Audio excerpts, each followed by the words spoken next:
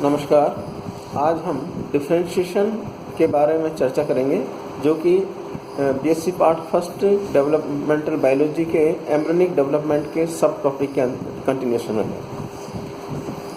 Embryonic development scientist बैलेंस्की के अनुसार similar sales का स्ट्रक्चरली एंड फंक्शनली दृष्टि से भिन्न हो जाना विभेदीकरण या विभेदन कहलाता है। एम्ब्रियोनिक डेवलपमेंट के संदर्भ में विभेदीकरण का अर्थ है हिस्टोलॉजिकल डिफरेंशिएशन। ऊतकीय विभेदीकरण वह प्रक्रिया होती है जिसके द्वारा कोशिका में विभेदन के कारण अविभाजित एम्ब्रियोनिक सेल्स पहले स्टेम सेल्स में विभाजित होती है, तत्पश्चात ये cells nerve cells, muscle cells and kidney cells में डिफरेंशिएट होती है। एम्ब्रियोनिक डेवलपमेंट में आर्केंट्रॉन की रूफ द्वारा नर्व प्लेट के प्रेरण के समय इसकी कोशिकाएं इसका अच्छा उदाहरण है। Now types of differentiation. विभेदन को 5 प्रकार से वर्गीकृत किया जा सकता है। मॉर्फोलॉजिकल अर्थात आकारिकीय विभेदन, फिजियोलॉजिकल अर्थात कारिकीय विभेदन, कीमो डिफरेंशिएशन अर्थात रासायनिक विभेदन एंड साइटो डिफरेंशिएशन अर्थात कोशिकीय विभेदन। फर्स्ट हम लेते हैं आकारिकी विभेदन। जब सेल्स का विभेदन एक निश्चित आकार तथा संरचना में विभेदित हो जाता है उसे आकारिकी विभेदन कहते हैं। एग्जाम्पल, नर्व सेल्स के एक्सोन एवं मसल सेल्स के मायोफिब्रिल्स। सेकंड टाइप है फिजियोलॉजिकल अर्थात कारिकीय विभेदन। जब कोशिका अपने विशिष्ट कार्य के लिए विभेदित हो जाती है तो इस प्रकार का विभेदन कारिकीय विभेदन कहलाता है। एग्जाम्पल, नर्व सेल्स में सेंस एक्टिविटीज को संवहन करने की विशिष्ट क्षमता होती है।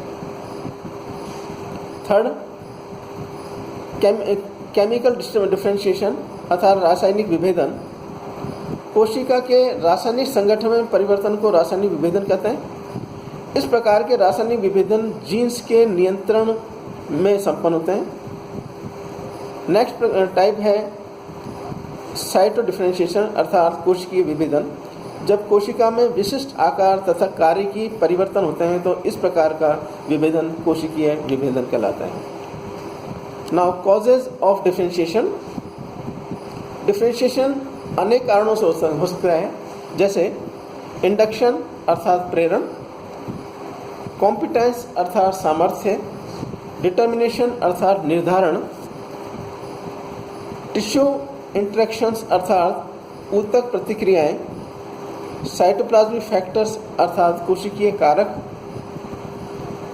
एंड न्यूक्लियर फैक्टर्स अर्थात केंद्रकीय कारक। इनमें से किसी भी कारण द्वारा डिफरेंशिएशन या विभेदन क्रिया संपन्न होती है। नाउ डिफरेंशिएशन पोटेंसी अर्थात विभेदीकरण अनुरुद्धता।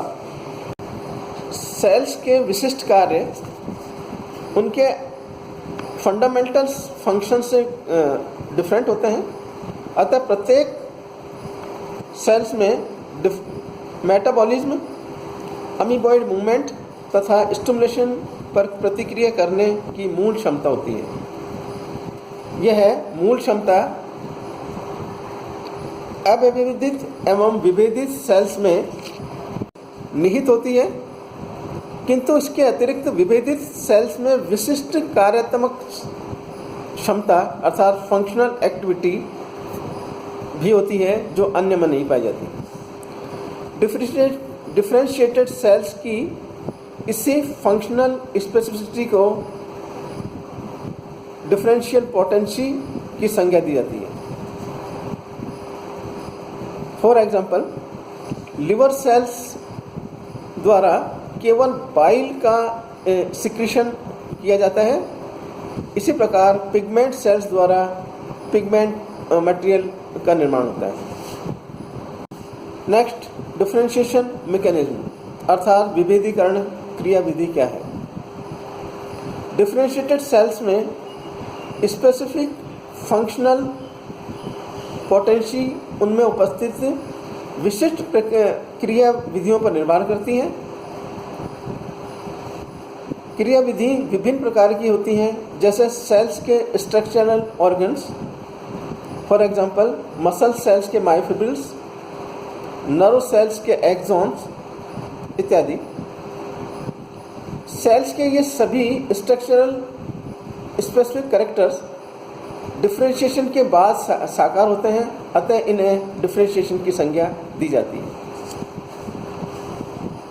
टिश्यूज में डिफरेंशिएशन प्रक्रिया के फलस्वरूप स्वयं कोशिका की संरचना में इतना विभेदीकरण नहीं होता है, किंतु विभेदीकरण के फलस्वरूप सेल्स द्वारा इंटरसेलुलर स्ट्रक्चर का निर्माण होता है।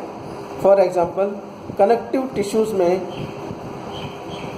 फाइबर्स एवं आर्केंट्रॉन का, बोन में आर्केंट्रॉन का निर्माण इत्यादि।